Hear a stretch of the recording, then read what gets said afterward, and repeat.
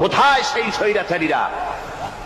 কোথায় সেই দুর্বিনীত অহংকারী স্বৈরাচার যারা আমার জমিনের উপরে, আমার মানুষের উপরে রাজত্ব চালিয়েছে? তারা আজকে কোথায়? কোথায় সেই অহংকারীরা?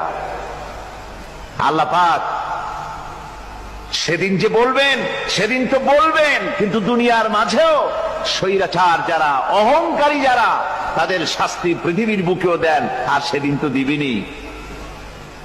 কত স্বৈরাচার আমরা দেখলাম, কত অহংকারী দেখলাম, যাদের তর্জনী হেননে লক্ষ কোটি কোটি মানুষ উঠত আর বসত। তাদের জিল্লাতির সঙ্গে আল্লাহ রব্বুল আলামিন কতজনকে বিদায় করে দিলেন। ফুলের মালা নিয়ে কুলাতে পারে নাই, পা থেকে শুরু করে গলা পর্যন্ত ফুলের মালা দিয়া ডুবাই দিল ভক্তরা।